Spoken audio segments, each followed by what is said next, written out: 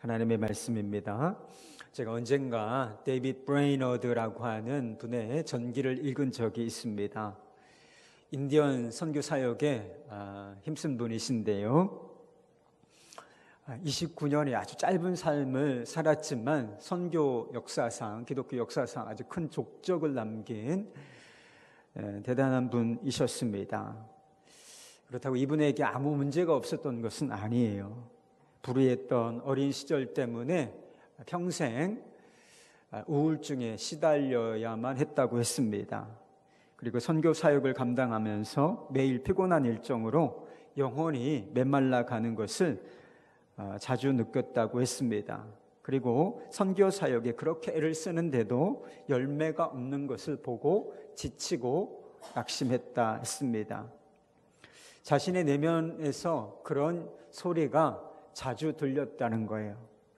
인디언들이 변화되기 전에 내가 먼저 지쳐 쓰러질 것이다. 너 안 돼. 절대로 안 돼. 이런 음성이 자주 들렸다는 거예요. 이런 상황을 겪으면서도 어떻게 이 브레이너드가 선교 사역에 그런 큰 족적을 남길 수 있었겠습니까? 그것은 그가 모든 우울증과 낙심과 절망, 지침과 메마름 이런 것들에서 회복하는 방법을 알고 있었기 때문입니다. 이 브레이너드는 이런 위기가 찾아오면 항상 숲속으로 들어갔다는 것입니다.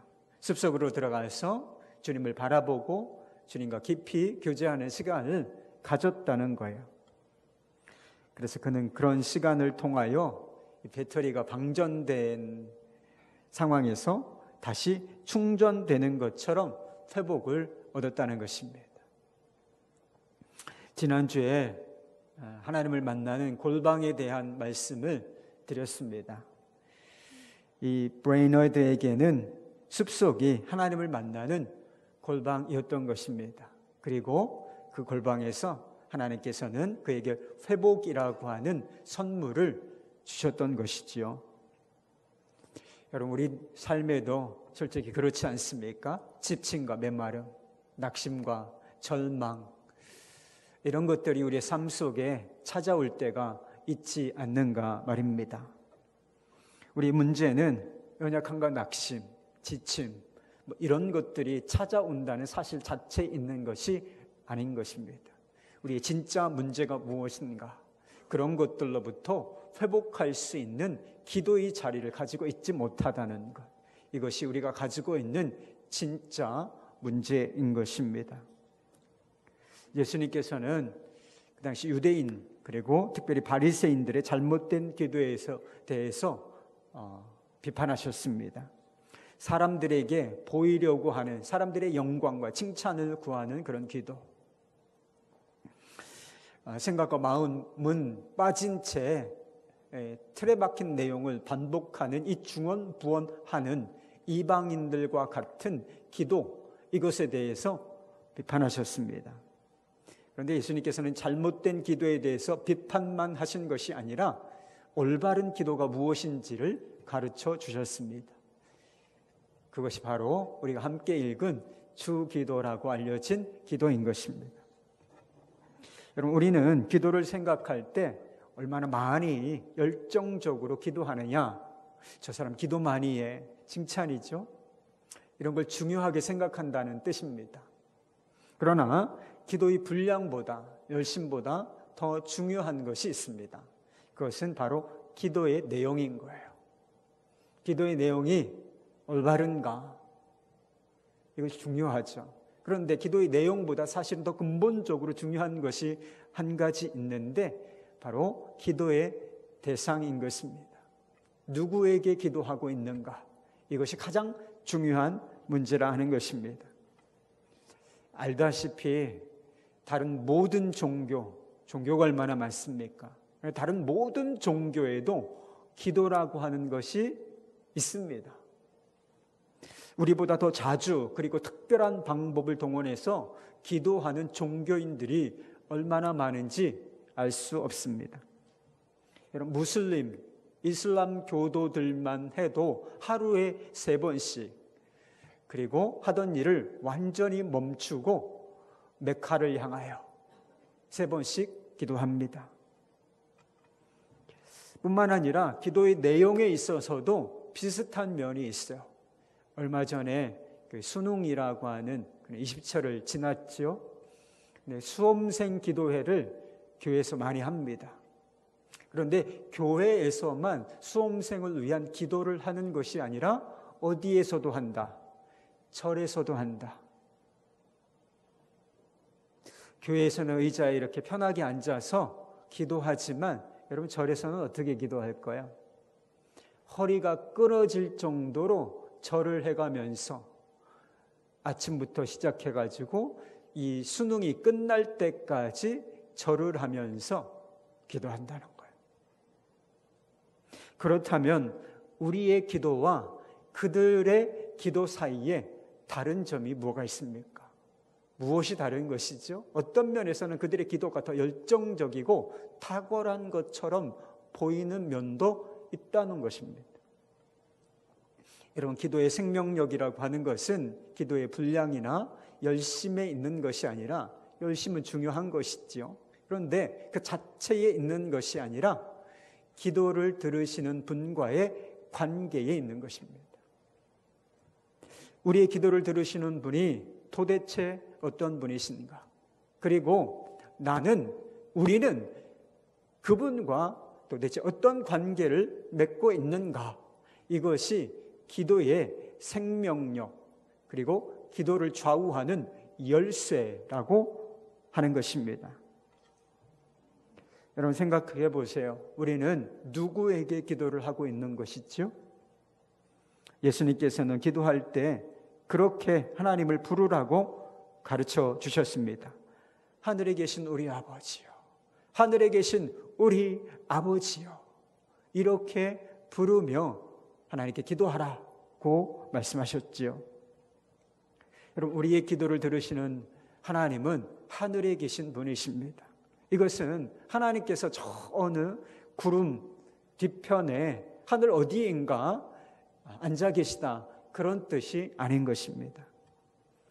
하늘이라고 하는 것은 우리가 디디고 사는 이 땅과 구별되어지는, 대비되는 의미에서 사용되어진 말인 것입니다. 그러니까 하나님께서 하늘에 계시다는 것은 땅에 살고 있는 우리와 근본적으로 다른 존재, 다른 차원에 계신 분이다, 그런 의미를 담고 있는 것이지요. 하늘에 계신 하나님, 무슨 뜻입니까? 우리 하나님은 창조주이십니다. 우리 하나님은 영원하신 분이십니다. 우리 하나님은 전능하신 하나님이십니다. 우리 하나님은 무한하신 분이십니다. 우리 하나님은 세상을 통치하시는 주관자이십니다. 이것이 바로 하늘에 계신이라는 말의 의미인 것입니다. 많은 사람들이 하나님을, 옛날에 산신령 있죠? 수염을 이렇게 길게 길고 지팡이를 하나 탁 들고 있는 마음씨 좋은 할아버지, 이런 정도로 생각하는 것 같습니다. 여러분, 그렇지 않나요? 네, 그렇지 않습니다. 우리 하나님은 크고 위대하신 분이에요. 크고 위대하다, 이 말로 사실은 표현이 안 될 정도로 크고 위대하고 한계가 없으신 분이십니다. 우리가 하나님을 하늘에 계신 분으로 부를 때에 누릴 수 있는 기도의 축복이 있습니다. 그것은 기도의 제한이 사라진다는 거예요. 기도할 수 없는 영역은 우리 안에 존재하지 않게 된다는 것이죠. 어떤 사람에게 무엇인가를 부탁하려면 그걸 반드시 고려해야 합니다. 무엇을 고려해야만 하는가? 그 사람이 가지고 있는 능력에 대해서 고려할 필요가 있어요. 내가 무엇인가를 부탁하려고 하는데 그 사람이 가지고 있는 능력의 범위를 벗어나는 것이면 그 사람이 듣기 얼마나 부담스럽겠어요. 들어줄 수가 없는 거잖아요. 그러나 우리 하나님께는 들으시기에 부담스러운 문제라고 하는 것은 존재하지 않아요. 내가 이 기도 드리면, 내가 이 요청 드리면 하나님 부담스러워 하시겠다, 그런 것은 결코 존재하지 않는다는 것입니다. 너무나 심각하고 너무나 큰 문제라서 하나님께 기도할 수 없는 문제 존재할까요? 그렇지 않습니다. 하나님께는 그런 문제가 존재하지 않아요. 왜 그런가요? 우리가 믿는 하나님은 하늘에 계신 분, 세상보다 크신 하나님이시기 때문인 것입니다. 이사야 40장에 보면 하나님과 하나님께서 지으신 피조물들을 비교하고 대비하는 그런 말씀이 나옵니다. 12절부터 15절까지 말씀을 읽어드리겠습니다. 누가 손바닥으로 바닷물을 헤아렸으며 뼘으로 하늘을 쟀으며 땅의 티끌을 되에 담아 보았으며 접시 저울로 산들을, 막대 저울로 언덕들을 달아보았느냐. 누가 여호와 영을 지도하였으며 그의 모사가 되어 그를 가르쳤으랴. 그가 누구와 더불어 의논하였으며 누가 그를 교훈하였으며 그에게 정의의 길로 가르쳤으며 지식을 가르쳤으며 통달의 도를 보여주었느냐. 보라, 그에게는 열방의 통의 한 방의 물과 같고 저울의 작은 티끌 같으며 섬들은 떠오르는 먼지 같으리니. 이런 말씀이 있어요. 여러분, 인간은 바다, 여러분 태평양 한복판에 서보셨습니까? 바다, 그리고 땅, 산, 에베레스트, 히말라야, 이런 것을 바라보노라면 마치 경외심마저 느껴져요. 그 대자연 앞에 서 있는 우리 자신이 너무나 작아 보이기 때문에, 그것이 너무나 커 보이기 때문에 경외심마저 와라고 하는 탄성이 저절로 나오게 되어 있는 것이지요. 그런데 그런 대자연도 하나님과 비교하면 아무것도 아니라고 말씀하고 있는 것입니다. 인간에 비하면 그렇게 경이롭고 큰 것들이 하나님 앞에서는 한 방울의 물과 그리고 티끌, 먼지와 같다라고 말씀하고 있습니다. 그리고 17절 뒤에 보면 아예 없는 것과 같다, 이렇게 말씀하시기도 하셨습니다.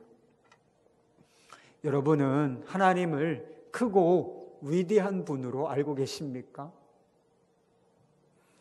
여러분, 우리가 하나님을 크고 위대한 분으로 안다는 뜻이 무엇을 의미할까요? 그것은 우리가 하나님 앞에서 얼마나 작고 연약한 존재인지를 안다는 말과 같은 것입니다. 여러분, 우리가 바르게 기도해야 한다라고 말씀드렸어요. 우리가 바르게 기도하고 있는지 어떻게 알 수 있겠습니까? 한 가지 사실을 보면 알 수 있어요. 우리가 기도하면 할수록 겸손해지고 있는가? 하나님 앞에 무릎을 꿇고 고개를 숙이고 있는가? 이 사실 한 가지를 보면 우리가 바르게 기도하고 있는지를 알 수 있는 것입니다. 여러분, 기도란 뭐예요? 기도란 뭐예요? 크고 위대하신 하나님을 만나는 장소, 그게 바로 기도이기 때문에 그 앞에서 내가 얼마나 작은 존재인지를 스스로 깨달을 수밖에 없는 것, 그게 기도인 거예요. 그러니 우리가 겸손해질 수밖에는 없다라고 하는 것이죠. 좀 전에 읽어드렸던 이사야 40장 14절 말씀에 보면 누가 하나님을 가르쳤느냐? 누가 그와 더불어 의논하였느냐? 누가 그를 교훈하고 그가 모사가 되어 그를 가르쳤느냐? 이런 말씀이 나옵니다. 간단히 말하자면 하나님은 가르침이나 조언, 이런 것이 필요 없는 분이시라는 거예요. 우리가 하나님께 공부가 필요할까요? 우리 하나님께 연구가 필요하겠습니까? 우리 하나님께는 그런 것이 필요 없다는 거예요. 우리의 조언이 필요 없어요. 왜? 우리 하나님은 지혜에 있어서 완벽하신 분이시기 때문인 것입니다. 하나님은 지혜가 완전하신 분이시기 때문인 것이죠. 그러나 실제로 많은 사람들이 내가 하나님보다 더 지혜롭다라고 생각하는 것 같습니다. 기도를 통해서 하나님을 설득하고 가르치려고 하는 태도를 보이는 사람들이 얼마나 많은지 모릅니다. 하나님을 가르치려고 해요. 기도를 통해서 가르치려고 합니다. 하나님께 기도사항, 요청사항을 쭉 나열하면서 내 인생 이렇게 되어야, 우리 가정 이렇게 되어야 행복해질 수 있다라고 가르치는 사람들이 얼마나 많은지 모른다는 것입니다. 하늘에 계신 하나님 앞에서 우리 자신이 먼지와 같다라고 하는 사실을 전혀 이해하지 못하고 기도하는 것이 아니고 무엇이겠습니까? 여러분, 하나님은 경배를 받으셔야 될 분이에요. 우리 마음속에서, 우리의 삶 속에서 높임을 받으셔야 할 분, 예배를 받으셔야 할 분, 그분이 바로 우리 하나님이신 것이죠. 여러분, 기도에 있어서도 똑같은 거예요. 기도는 예배인 것입니다. 기도는 하나님을 높이는 것이에요. 여러분, 기도는 하나님을 설득하거나 변화시키는 수단이 아닌 것입니다. 도리어 하나님 앞에 서 있는 우리 자신이 변화되어지는 과정, 설득되어지는 과정, 이것이 바로 기도의 본질인 것입니다. 나를 하나님의 기준과 뜻에 맞추어 가는 것, 그것이 바로 기도라는 것입니다. 우리가 하나님을 하늘에 계신 분이시라 그렇게 부른다는 것은 그런 의미가 있는 것입니다. 하나님, 나를 다스려 주십시오. 주님, 저를 가르쳐 주십시오. 주님, 저를 인도해 주십시오. 이런 의미가 담겨 있는 것이라는 것이죠. 우리의 기도가 이렇게 변화되어져 갈 때 우리의 삶 자체가 하나님께서 원하시는, 기뻐하시는 삶으로 변화되어질 것을 여러분 믿으실 수 있기를 바랍니다. 여러분, 우리의 기도를 들으시는 하나님은 하늘에 계신 분일 뿐만 아니라 우리의 아버지가 되십니다. 하늘에 계신 우리 아버지요, 우리 아버지요. 예수님께서는 자신을 하나님을 아버지라, 사실은 아빠라고 부르셨어요. 아빠, 아버지요 라고 부르셨고, 우리에게도 하나님을 아빠, 아버지요 라고 부르며 기도하라고 가르쳐 주셨습니다. 여러분, 우리에게는 우리가 훈련이 되었기 때문에 하나님을 아버지라고 부르는 것이 어색하지 않아요. 근데 아빠라고 부르는 건 어때요? 조금 어색할 수 있죠. 애들도 아니고 하나님 앞에서는 다 애들이에요. 이것이 우리에게는 어색한 것이 아니지만 유대인들에게는 사실 상상을 불허하는, 상상을 초월하는 그런 일이었습니다. 그들이 생각하기에 하나님은 크고 위엄 있는 그런 분이셨기 때문인 것입니다. 하늘에 계신이라는 말이 하나님께서 우리와 얼마나 멀리 떨어진 분이신가를 나타내 준다면, 우리 아버지요 라고 하는 이 말은 우리가 하나님과 얼마나 가까운 존재인지를 표현해 주는 그런 말인 것입니다. 하늘에 계신 우리 아버지, 요 사이에 있는 것이 그리스도인들의 기도라 하는 것입니다. 영국의 엘리자베스 여왕이 어린 시절에 할아버지와의 사이에서 그런 일화를 가지고 있다고 합니다. 이 엘리자베스가 아주 어렸을 때 할아버지 조지 5세와 궁전에 이곳저곳을 돌아다니고 있었을 때였습니다. 할아버지와 손녀가 함께 어떤 건물 안으로 들어갔을 때 이 조지 왕 5세, 할아버지가 왕이죠, 문을 닫지 않았다 그래요. 그러자 어린 이 엘리자베스가 할아버지를 똑바로 쳐다보며 이렇게 얘기했다고 합니다. 할아버지, 가서 문을 닫으세요. 할아버지, 가서 문을 닫으세요. 여러분, 감히 왕한테 누가 문을 닫으라고 말할 수 있겠어요? 그런데 이 엘리자베스는 아무 거리낌 없이 할아버지를 향하여 할아버지, 가서 문을 닫으세요 라고 말할 수 있었다는 거예요. 그리고 이 할아버지 왕 조지 5세는 그 말을 듣고 가서 문을 닫았다고 합니다. 다른 사람들에게 조지 5세는 위험 있는 왕이었지만 이 어린 엘리자베스에게는 그저 친근한 할아버지였기 때문인 것이죠. 우리가 믿는 하나님은 크고 위대한 분이십니다. 그에 비하면 우리는 먼지와도 같고 아예 없는 것과도 같은 존재들일 뿐입니다.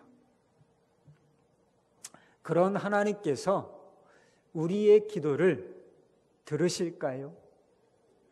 우리의 기도에 관심을 가지시고 그 귀를 기울여 주시겠습니까? 여러분, 그게 상상이 되세요? 물론입니다. 물론입니다. 하나님은 하늘에 계신 분일 뿐만 아니라 우리의 아버지가 되시기 때문인 것입니다. 여러분, 기도가 얼마나 특별한 권리인가를 깊이 생각해 보셔야 합니다. 아무나 하늘에 계신 하나님께 기도한다고 하나님께서 다 그 기도를 들으시는 것이 아닙니다.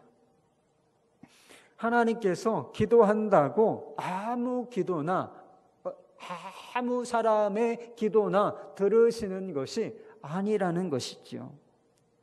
여러분, 기도라고 하는 것은 하나님을 아버지라고 부르는 사람들만이 드릴 수 있는 특권인 것입니다. 예수님께서는 이 특별한 권리를 우리에게 선물해 주시기 위하여 엄청난 대가를 치르셨습니다. 여러분, 우리가 하나님을 아빠, 아버지라고 부를 수 있는 이유가 무엇입니까? 예수님께서 우리를 위하여 십자가를 지셨기 때문인 것입니다. 그리고 우리 안에 양자의 영, 성령을 보내주셨기 때문인 줄로 믿습니다. 우리가 믿음과 기도로 누릴 수 있는 모든 축복은 사실 이 아버지라고 하는 이름에, 아버지라고 하는 호칭에 다 들어있는 것입니다. 우리를 사랑하시고 우리를 보호하시고 우리의 필요를 공급해 주시고 우리를 가르치시고 인도하시는 은혜, 다 이것이 아버지라고 하는 이 단 한 단어에 다 녹아들어 있다는 것입니다. 여러분들은 여러분의 자녀를 사랑하십니까? 여러분의 자녀를 보호해 주실 것인가요? 여러분의 자녀들의 필요들을 공급해 주실 것입니까? 그리고 건강한 사회인이 되도록 여러분 자녀들을 가르쳐 주실 것입니까? 두말하면 입이 아프죠. 말할 것도 없는 것입니다. 며칠 전에 제가 다큐멘터리 한 편을 보았어요. 사실은 좀 한 10년 가까이 된 다큐멘터리였는데 올라온 지가 얼마 전에 바로 이렇게 올라온 것 같더라고요. 그래서 제가 우연히 그 영상 한 편을 보게 되었습니다. 어떤 내용이었는가? 6명의 가족이 승용차, 캠핑카 아니에요. 승용차 안에서 생활을 하고 있는 그런 이야기였습니다. 부부가 어린아이들, 아주 갓난장이까지 포함해서 어린아이 4명과 함께 그 좁아터진 승용차 안에서 생활하고 잠을 자는 그런 안타까운 사연이었습니다. 사연이 있었어요. 아버지가 사업을 하다가 사기를 당했는지 완전히 빈털터리가 되고 파산하고 집이 사라진 거예요. 그래서 남은 건 승용차뿐이고 그것도 다 구닥다리, 아주 오래된 승용차. 그 안에서 이불을 둘둘 감고 추운 겨울을 보내고 있는 그런 모습을 보게 되었습니다. 복지관에서 이 사정을 알고 얼마나 힘들겠어요. 아이들을 고아원에 보내라, 이렇게 요구하게 됩니다. 그러나 아버지는 그렇게 하지 않겠다라고 얘기했어요. 지금은 이렇게 힘들고 어렵지만 아이들과 함께 떨어지기 싫다. 내가 반드시 이 아이들을 책임지겠다. 무슨 일이 있어도 이 아이들을 먹이고 입히겠다. 이런 의지를 보입니다. 힘들어도 아이들과 함께 살고 싶어하는 사람, 일거리도 변변치 않은 상황에서 닥치는 대로 일을 하면서 아이들을 먹이고 싶어하는 사람, 이것이 그 다큐멘터리에서 보여주는 아버지의 모습이었습니다. 예수님께서는 요 다음에 보면 그런 말씀 나와요. 우리에게 무엇을 먹을까, 무엇을 입을까, 무엇을 마실까, 이런 것들 염려하지 말아라. 이런 것들 구하지 말아라. 그렇게 말씀하셨어요. 여러분, 실제로 걱정되잖아요. 먹고 입고 쓰는 거, 생활하는 거, 실제로 염려되는 것들인데 왜 염려하지 말라고 말씀하시는 건가요? 아버지 하나님께서 그런 것들이 우리에게 당연히 있어야 할 것을 알고 계시기 때문이라, 이렇게 말씀하셨어요. 예수님께서는 이 기도라고 하는 놀라운 자원을 당연히 있어야 할 것을 구하는데 사용하지 말라고 말씀하셨습니다. 그것은 이방인들이나 하나님 밖에 있는 사람들이나 구하는 것들이라고 말씀하셨어요. 말하자면 하나님, 예수님께서는 그렇게 가르치신 거예요. 너희 이방인들처럼 고아처럼 기도하지 말고 너희 아들처럼 기도해라. 그렇게 말씀하신 거예요. 여러분, 아들의 기도가 뭡니까? 하나님과 교제하는 기도인 거예요. 먼저 그의 나라와 그의 의를 구하는 기도, 하나님의 영광을 구하는 기도, 이것이 바로 아들의 기도라 하는 것입니다. 예수님께서는 우리가 고아의 기도를 드리지 않고 이방인의 기도를 드리지 않고 아들의 기도를 드리기를 그토록 원하셨다라고 하는 것입니다. 여러분, 생각해 보십시오. 왜 우리 마음에 염려와 두려움이 떠나지 않는 것입니까? 기도를 해도 육신적인 필요 이상을 구하는 그런 기도를 하지 못하고 있는 것인가요?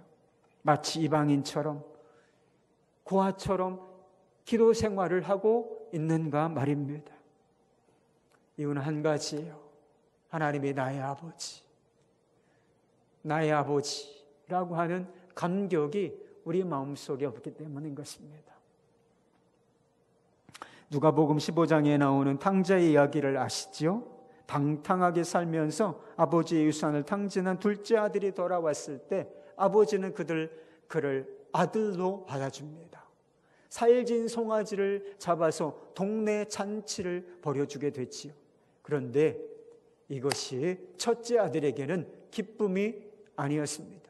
이 아버지의 모습을 보고 아버지에게 화를 내면서 이렇게 얘기해요. 15장 29절 30절 말씀입니다. 아버지께 대답하여 이르되 내가 여러 해 아버지를 섬겨 명이 어김이 없거늘 내게는 염소 새끼라도 주어 나와 내 보수로 즐기게 하신 일이 없었더니 아버지의 살림을 장녀들과 함께 삼켜버린 이 아들이 돌아오매 이를 위하여 살진 송아지를 잡으셨나이다. 많은 사람들이 하나님을 첫째 아들처럼 생각하고 있는 것 같습니다. 깐깐한 상전 같은 하나님, 뭘 구해도 시원스럽게 풍족하게 한번 주시지 않았던 하나님, 그렇게 생각하는 사람들이 많습니다. 그러나 아버지의 생각은 첫째 아들과의 생각, 첫째 아들의 생각과 완전히 딴판이었다는 거예요. 이렇게 불평하고 원망하고 아버지 내게 주신 것이 아무것도 없지 않습니까? 이렇게 원망하는 그 아들을 향하여 이렇게 말씀하시지요. 31절 말씀, 아버지가 이르되 예, 너는 나와 항상 함께 있으니 내 것이 다 내 것이 아니냐. 아버지는 첫째 아들을 예라고 불렀어요. 이 예라고 하는 것은 테크논이라고 하는 것인데, 아버지가 아주 어린 아이를 사랑스럽게 부를 때 사용하는 단어예요. 예야. 아버지는 모든 것을 주고 있다고 생각했지만 아들은 아무것도 받은 것이 없다라고 느끼고 있었습니다. 왜 이런 일이 생긴 것일까? 아버지는 아들 그 자체에 관심을 가지고 그를 사랑하였지만 아들은 아버지가 아니라, 아버지의 사랑이 아니라 아버지에게서 받을 수 있는 그 무엇에만 관심을 가지고 있었기 때문인 것입니다. 그러니 신부는 아들이었지만 살기는 종처럼, 노예처럼 아버지 집에서 그렇게 살고 있었던 것이지요. 저도 예전에 저희 아버지께, 육신의 아버지께 좀 받은 것이 너무 없다, 그렇게 생각했던 적이 있습니다.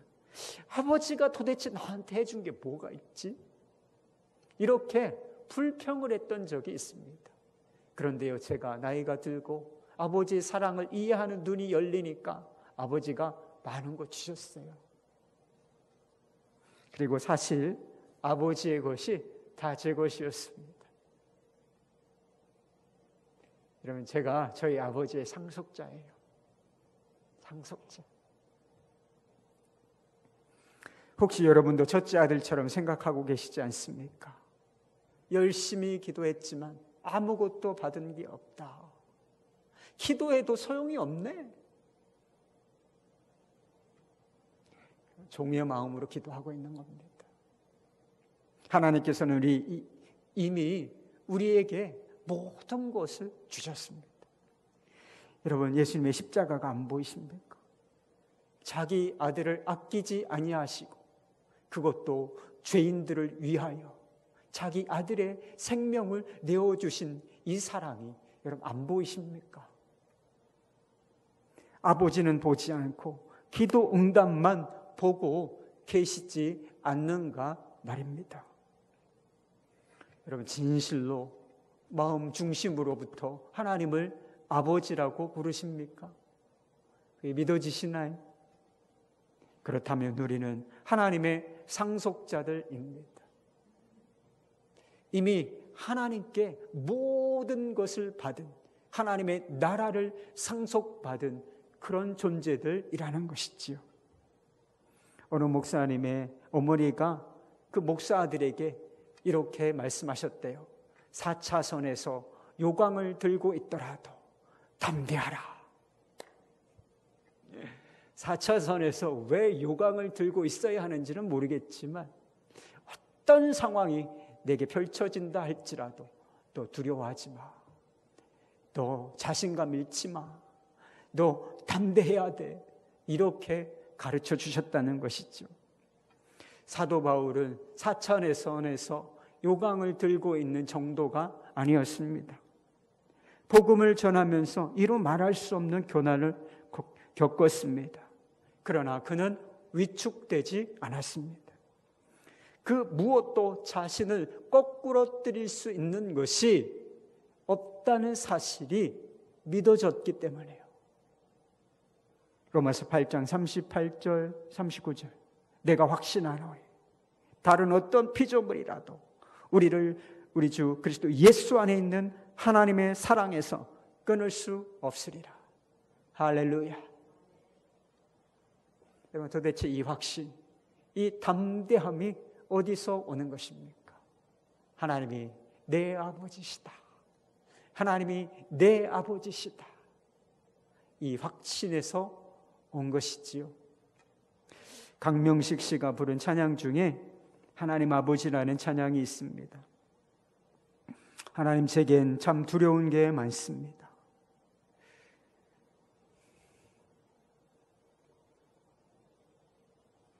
잘 모르는 것도 너무 많습니다.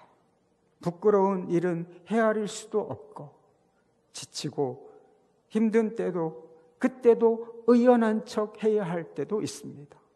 그래도 하나님 아버지, 하나님을 아버지라 부를 수 있어서 난 참 좋습니다. 오 나의 하나님 아버지, 하나님을 아버지라 부를 수 있어서 난 참 다행입니다. 오 나의 하나님 아버지, 하나님을 아버지라 부를 수 있어서 난 참 좋습니다. 저는 저희 딸들이 저를 향하여 아빠 이렇게 부르는 게 너무 좋습니다. 하나님께서도 우리가 하나님을 아빠, 아버지 이렇게 부르는 것을 참 좋아하실 것이라고 믿습니다.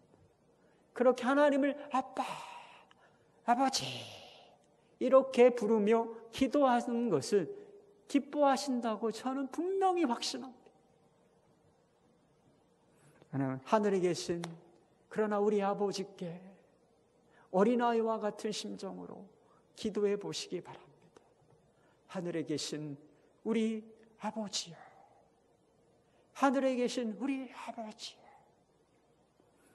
이 단순한 기도가 우리를 세상을 이기는 담대함은 우리에게 허락할 것입니다. 그 은혜를 누리고 사는 저와 여러분이 되기를 축복합니다.